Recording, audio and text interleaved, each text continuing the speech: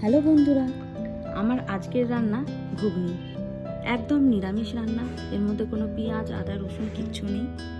রান্নার শেষে এইটুকুনি আমি তোমাদের বলতে পারি, আমাদের সবাইকে মনে করিয়ে দেবে আমাদের সেই ছোটবেলাকার স্মৃতিগুলো।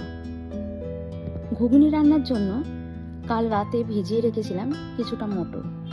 প্রথমে মটরগুলো একটি প্রেসার কুকারের মধ্যে নিয়ে তার মধ্যে হলুদ, নুন আর পরিমাণ মতো জল দিয়ে দেবো।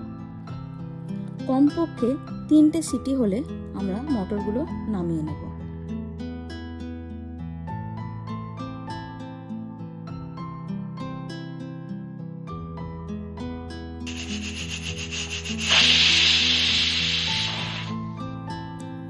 তারপর কড়াইতে তেল দিয়ে দেব।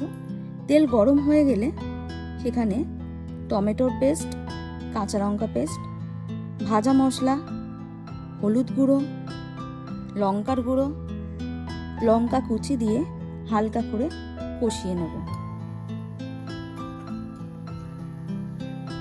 এরপর মটরগুলো দিয়ে কিছুক্ষণ নাড়িয়ে ঢেকে রাখব।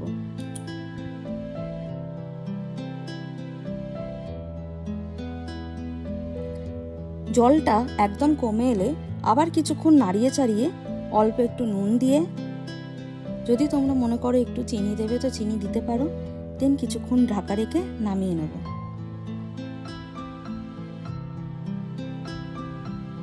তারপর চলো সেই ছোটবেলায় ফিরে যাওয়া যায়। একটি বাটিতে ঘুগনি নিয়ে তাতে সামান্য তেঁতুল জল, কুচো লঙ্কা, ঝুরি ভাজা। এবার বলো তো মনে পড়ছে কিনা সেই ছোটবেলার স্কুলের কথা? স্কুল থেকে বেরিয়ে আমরা আগেই যেতাম এই ঘুগনি কিনতে। মনে পড়ছে সব?